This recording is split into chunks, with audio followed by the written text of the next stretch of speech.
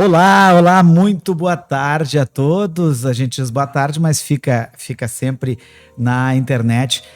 Todo ano, janeiro, fevereiro, às vezes muda, né? Já mudou por causa de pandemia um pouco, mas a gente fica esperando. Eu já contei assim, era o Tangos e Tragédias, era agora Esborna Contra-Ataca, o Porto Verão Alegre e o Ney Lisboa. Para mim são os três grandes eventos que eu fico esperando no verão. Ney, tá de volta, a gente precisa desse show todo ano para se reabastecer, tanto intelectualmente quanto musicalmente. E para ti, Obrigado. o que significa esse show? Para mim pode ser isso tudo, né? Sobretudo é uma diversão, né? É um show muito diferenciado que eu faço todo ano e que eu me dou ao luxo, vamos dizer assim, de tornar ele uma revista que envolve texto, envolve vídeo, né? Envolve uma discussão com muito humor, é claro, mas com o tema da política muito presente, muito fortemente, principalmente, sobretudo nos últimos anos, né? E com um posicionamento claro, assim, do show, da proposta, do público que vai já conhece, né? O que é o Ney Lisboa, e que teve, durante os últimos anos, momentos que eu diria de resistência, né? De denúncia, de luta, e que esse ano a gente comemora, né? Traz um momento de alegria pelo novo rumo que o país tomou e tal. Então vai ser certamente um Ney Lisboa muito bacana, muito bonito, muito alegre. Muito bacana. Eu queria voltar lá aos primórdios, porque a tua carreira foi construída num momento de esperançamento, como se diz, vamos fazer neologismos aqui, a partir de 79, depois com o 81 com o disco, eu queria te perguntar se esses últimos 4 anos, né, esse 2018, 2022, não foram, na construção toda da tua carreira, os momentos que às vezes são mais angustiantes e mais difíceis, mas também são prolíficos para a criação, né? Mas se não foram por causa de 2 anos de pandemia, a pandemia não acabou, né? Mas também por causa dessas questões governamentais, se não foram desde o início dos 44 anos de carreira, não foram os últimos 4 anos os mais difíceis da tua carreira? Olha, a gente é sempre uma somatória de coisas, né? Da vida pessoal, do contexto social e tal. Eu acho que na questão do panorama brasileiro, né, e da cultura no Brasil e tal, foi um período dramático, muito, muito terrível. Eu só consigo comparar, é claro, com o período da ditadura militar, né? Em que, como tu dissesse, eu, na verdade, comecei a produzir e a me apresentar já no finalzinho, já na abertura Da ali, abertura, né? anistia para cima, né? Talvez com os anos mais duros da ditadura, né? Porque foi um retrocesso todo comportamental, né? Toda uma questão, um moralismo que ressurgiu assim, regrediu aos antes anterior ao aos anos 64, 60, eu né? diria, né? É. A conquistas que os anos 60 trouxeram, então, né? Envolto em muito preconceito, né? Racismo, homofobia, etc. E de tudo isso a cultura se alimenta e passa fome, né? Quando a situação é essa, né? No sentido simbólico, metafórico, né? O país se tornou faminto, acho, de si próprio, né? De se enxergar, de viver, de ter alegria, de se expressar, então isso para quem trabalha com música ou qualquer arte, né? Tem que criar. Por incrível que pareça, né? A gente pode remeter de novo à ditadura, a períodos assim que são muito férteis, né? A gente tem um cancioneiro dos anos 70 ali, de Chico Buarque, Milton Nascimento, etc., de música de protesto, que é uma das coisas mais belas que se fez aqui, né? Mas eu não acho que seja a regra e não é o que me agrada mais, né? Não quero ter. Eu fiz final de. E tivemos a pandemia ainda por cima, né? Sim. Foi também outro momento muito difícil. ali durante a pandemia, eu fiz um EP digital com músicas que já vinham sendo compostas desde 2018, inspiradas, se é que dá para dizer assim, inspiradas, né, por essa era trágica aí. Mas disse na época e sustento agora, né, que eu preferia que o panorama do país mudasse, que eu passasse a não cantar mais aquelas músicas, e é o que eu estou fazendo, né, do que ter o compositor mais rodado, mas, né, ter as músicas tocando e fazendo sentido, vamos dizer, dentro do panorama, que seguisse aquela era que a gente via vivendo aí do governo Bolsonaro. Eu vou lembrar do 3 em 1, que é uma coisa que nos acompanhou muito. Quem não teve um aparelho 3 em 1 para fazer 3 perguntas em 1? Aí aquela pergunta que o cara... Como é que foi a primeira mesmo? Não, mas são 3 assim. Primeiro, tu falaste da matéria, da matéria-prima do Pandora, que foi todo esse momento conturbado. Então, te perguntar se, findo, né, esse momento, como tu disse, a matéria-prima das próximas composições e talvez de alguma música nova que surja no show seja diferente. Essa a primeira pergunta, mas as duas outras sobre Pandora, sobre como foi o lançamento, porque a gente falou a última vez antes do lançamento de Pandora, e a recepção também. Então o lançamento, as músicas como foram, e também a recepção do público a esse EP, assim, e daí a gente sepulta ele, não. Tô brincando, porque eu ouço sempre no Spotify, nas plataformas. Não, foi bacana, circulou bastante, a maior parte do meu público tem uma identificação já, né, com o que eu faço, já não é uma linha, vamos dizer, uma postura, né, política, etc., que seja novidade dentro do que eu faço. Então, de forma geral, houve grande receptividade. É claro que, né, eventualmente alguém se desiludia no show, né? Eu recebi várias mensagens, mas num contexto de centenas, claro, né? Sim. Dizendo do tipo, adoro teu trabalho, mas não quero saber de política, né? Como se fosse até uma novidade, estigma, na verdade, acho que gente que não conhecia muito, acompanhava muito a carreira também, né? E como se fosse algum crime, né? Quando eu acho, na verdade, faz parte da vida de qualquer músico, artista, etc. Uhum. Ney, eu quero puxar, porque a gente está promovendo, né? Assim, falando do Ney Lisboa, mas, de novo, eu falei que é um show esperado, porque esse clima que tu cria, com contagem regressiva, claro, quando tinha essa coisa do ano não ter começado, porque às vezes janeiro a gente não tem... O ano começa depois do carnaval, dizem, né? Agora o carnaval tá sendo cada vez mais tarde. Existe a data do carnaval e as prefeituras começam a fazer depois. Esse ano Porto Alegre vai ser em março, né? Vai ser 13 e 4 de março. Então, mas eu queria te perguntar, porque ele tem todos os componentes de ser uma grande celebração. Para mim, é como se fosse um segundo Réveillon, sabe? Ele tem essa característica, assim, de ser. E eu queria que tu falasse das características desse ano, se muda um pouco, porque também teve uns momentos que mudou, que não teve pandemia, né? Então eu queria te perguntar sobre isso. Muda um pouquinho, vou deixar de surpresa, assim, mas a contagem regressiva e a revirada estão lá, abrem o show sempre de início, né? Sim. Mas elas vinham com uma trilha da banda ABBA sempre. Sim. Que se prestavam muito bem, né? O Happy New Year do ABBA, e para brincadeira ficava perfeito. Esse ano é surpresa, não é fazer uma transição ali. Dá para dizer do ABBA pro Abadá. Pro Abadá, vai ser mais festivo. Claro, brincando com esse clima né, porque essa alegria que o show está comemorando, ela tem todo um tom de brasilidade, né? Eu acho que a gente paga um tributo muito especial à Bahia, ao Nordeste inteiro, né?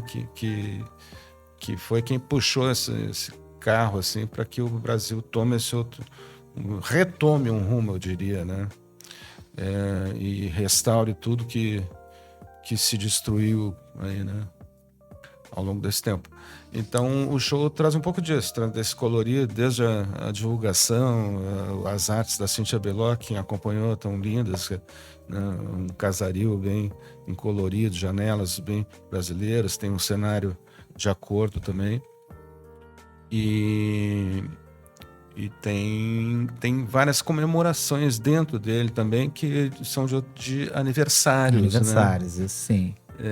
Curiosamente, nesses anos 2023, eu tenho 4 discos que...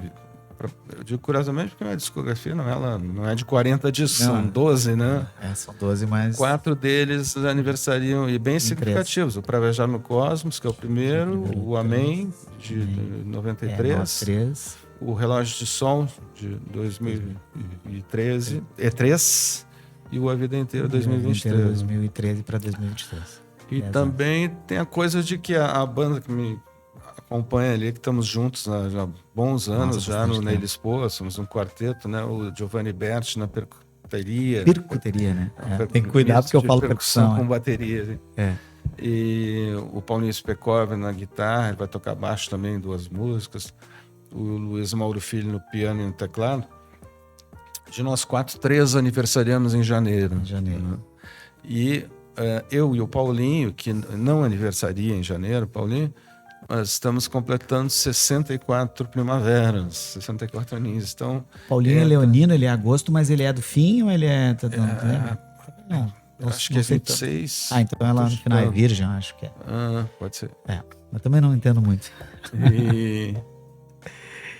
E tem a idade igual tua e dele, então, né? Sim, e aí por conta disso tem no roteiro do show a música dos Beatles, super conhecida, que é When I'm 64. Nossa, vai ser... eu ia te comentar desse momento festivo. Eu vi uma transmissão do Multishow agora no final de semana do Festival de Verão de Salvador e como mudou a cara do festival. A cara, eu digo... Porque a Margareth Menezes cantou, né? Nossa ministra da Cultura.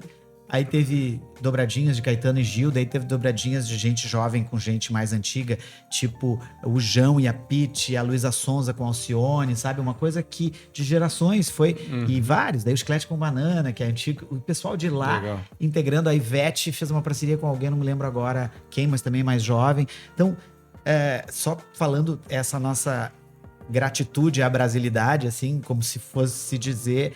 Nesse caso, o Festival de Verão de Salvador foi meio que um epicentro dessa nova fase. E o teu show também, aqui pro Rio Grande do Sul, também acho que tem um pouco como ser um primeiro grande show dessa nova fase política, enfim, do país.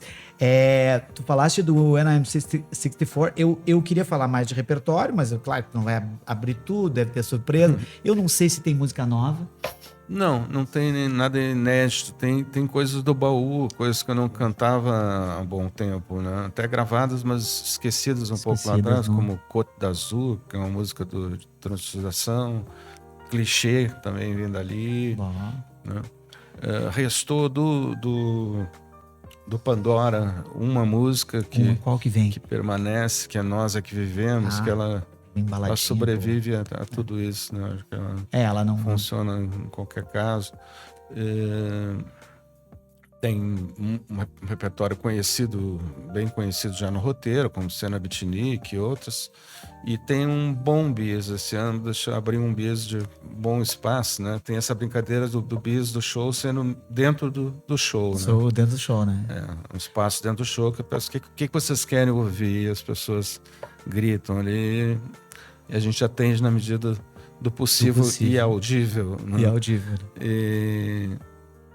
Então vai ter um bom bis. Um bom bis. O que leva o show a ser um daqueles longos, né? Ou daqueles shows que a gente brinca assim, que o público chega... O público gosta tanto, mas também cansa. Que é os teus shows, assim, eles são na linha do Ney Lisboa acima de 2 horas, né? No mínimo. Ele é para ser no limite, ali, 1h50, 2 horas, né? Mas o atendimento ao não cansar, não cansar. Onde cansar o público e algo tá errado também, né? Sim. Então, o Ney... Começa às 8 da noite, por volta de 10 para as 10 deve estar... Já termina. E tem uma coisa que eu ia também te perguntar quando tu falou aqui de repertório. Ah, se vamos ter músicas desses 4 discos que tem efemérides inteiras, assim, eu acho que vamos ter, né? Vai ter alguma de cada, incluindo o Pedido no Bis, eu diria, Pedido no Bis, porque claro, Pra tu deixa Viajar no pro bis. Cosmos não tem nada previsto no roteiro. No roteiro, né? Mas o público sempre pede, alguém né? pede. Tá. E nem eu precisava falar das tuas outras facetas, né? Uma que sempre vem aqui nas nossas entrevistas e eu acho muito legal falar dessa parte editor ou de voltar a trabalhar de alguma forma em livros, né? Como foi com a Sulina agora recentemente. Queria que tu falasse como é que tá essa parte, se tu mesmo, dos teus materiais aí de blog, de pandemia, tu tem planos de lançar alguma coisa própria tua, assim? Não, Gonzaga, eu tô bem afastado assim da escrita, né? nem crônicas, a não ser para um caso como esse show, né? Sempre tem alguma coisa, tem um texto que abre ali antes da revirada, né? Coisas esparsas assim. Mas eu já fui um cronista, né? Mais regular. Quinzenal de jornal. Olha aí, etc. diretoria do Correio do Povo. Se quiser, vamos ver o caderno de sábado aí, se a gente não consegue um espaço para que o Ney. É porque o Ney, como qualquer jornalista, músico, o músico também é por demanda, né? Se a gente fizer uma demanda, queremos uma crônica quinzenal, é capaz dele fazer. Eu sou muito lento para escrever. Eu fico, nossa, reescrevendo. Né? Então é um negócio que me toma. Não tem a tarimba, assim, né? Sim. Não saberia trabalhar com um fechamento assim, jamais, enlouquecer. Então não tenho escrito. Mas eu sou casado com a Cíntia Belon, que é nossa, agora uma capista de sucesso, inclusive de livros, né? E que faz diagramação junto com isso. E volta e meia eu dou peço para ajudar, dar uma colaborada, limpar um pouquinho algum texto que chega, né? Isso ainda me mata a saudade de tempos que eu trabalhei mais junto com isso. E o ano passado colaborei em 2 lançamentos muito legais da Sulina, que o livro do meu irmão, de poesias do Luiz Eurico, né? E do Guta, do grande parceiro dele de luta, de guerrilha, né? Cláudio Gutierrez, a Guerrilha Brancaleone. O Ney, dizem que eu tenho, não sei se é uma coisa minha, que eu sou alto astral, mas dizem que eu puxo sempre pro final perguntas mais assim, intimistas e mais melancólicas, mas eu não podia deixar, eu tô falando de forma alegre, mas eu não podia deixar de dizer, tava pensando aqui, esses dias fui rever o Bailei na Curva, depois de um tempo, daí lembrei, tu tá com 64, né? Daí eu vou fazer uma brincadeira, 64, 66, 68, mau tempo talvez. Por que eu falo isso? Porque tem muitas pessoas nos deixaram, assim, pandemia, fora. Eu reputo mais recentemente 2 amigos meus, mas foram vários, assim, da música, que era um amigo meu que era do folk rock, que era o Jorge Vargas, que era um cara que fazia projetos de Neil Young, e o Bebeto Alves, que foi uma perda, assim, que a gente não consegue... Teve outros, assim, não consigo agora lembrar, mas... Muita gente. Isso que acontece, por exemplo, que aconteceu na pandemia, por exemplo, na pandemia, o primeiro cara que eu vi morrer assim, que eu conhecia, era o Aldir Blanc, né, que depois virou a lei, depois teve a lei do Paulo Gustavo também, mas eu não sei como isso se reflete em ti, assim, caras que já tiveram no palco contigo, que já teve alguma parceria, quando eles se vão, assim, o que isso reflete em ti, na pessoa, na carreira? É sempre, né, uma dor enorme para quem tem intimidade, para quem perde uma pessoa próxima, né, claro. E no caso de uma pessoa, de um artista, uma pessoa pública e com uma obra maravilhosa como Bebeto, é uma legião de fãs né, que fica órfão. Ao mesmo tempo, essa persona artística é uma coisa que não se vai, né? Não se vai. E parece que às vezes cresce às vezes, né, o póstumo, né? Às vezes a perda da pessoa traz a obra mais para frente ainda. Mas é uma dor. Foi muita gente esse ano que passou, né? Pois foi muito, né? Costa, foi... A Gal... é de fora, não. Eu digo, falava só dos gaúchos, mas também. Gal e Erasmo pegaram muito Ney, eu ia falar de parcerias. Aqui, antes, um pouquinho no bastidores, antes de começar, eu falei que tem muitos jovens aqui no estúdio, na multimídia aqui. Esses dias eu estava conversando com uma cantora de blues, de jazz mais, e que também canta músicas latino-americanas, a Bibi Dus, que é da Bibi Jazz Band. E ela disse, eu tenho o sonho de um dia fazer alguma coisa com o Ney. Agora entrou um amigo nosso, jornalista músico, disse, eu tava te vendo, não sei o quê. Eu sei que tu faz muito individual, mas tu tem muitas parcerias. Eu te vi recentemente também com a Orquestra da Ubra. Como é que estão as parcerias, assim? Tem alguns formatos, assim, que estão sendo trabalhados depois no Lisboa? Alguns pitch que eles falam agora, que eu nem sabia o que era antigamente. O pessoal que quer fazer parceria, corra enquanto é tempo. Sim, olha aí, ó. O Ney tá dando a dica, ó. Mas não vamos passar o WhatsApp, faz aquele contato por e-mail, por carta, que é mais rápido. No segundo semestre do ano passado, teve um período que foi um surto de trabalhos com orquestra, assim, né? Trabalhos com 3 orquestras muito próximas um do outro. E teve uma homenagem que foi muito especial da Orquestra de Sopros Caxias do Sul, com a companhia de dança de Caxias também. E a Casa da Cultura de Caxias estava completando 40 anos. Aí eles montaram Pedro Ordovaz é o nome, eu acho, né? Se não me engano. Isso. Eu acho que não tenho certeza. Não vou me lembrar. Tá. Mas... Eles construíram um espetáculo para os 40 anos com o meu repertório e arranjos para a orquestra, né? Com a regência do Gilberto Salvani. E com coreografias da companhia de dança maravilhosas. Assim, né? Ficou lindo o espetáculo. Ficou gravado esse espetáculo? Acho que gravaram. Tem gravado, não sei se está no ar ainda. Ao vivo não dava, né, para ver, mas... A gente sonha em trazer para cá, Nossa. Circular com ele um pouco. Fica a dica aí, produtores que estão sempre assistindo aí, pessoal. São Pedro. E participei também num trabalho com a Orquestra de Sopros de Carlos Barbosa e com a Orquestra Uba no Teatro São Pedro. Fizemos 2 dias de show também com arranjos para músicas minhas. Uma pergunta, né, agora que veio. A diferença de não só de arranjos, mas também de execução, assim, porque eu já te vi mais com orquestra de cordas do que com orquestra de sopros. Qual é a diferença, assim, básica no palco, assim? Orquestra é sempre poderosa, né? Mas a de sopros Pois eu queria te perguntar. Fantástico, nossa, vem assim um vendaval de eu acho que é um naipe, abre uma outra esfera na gente, não sei.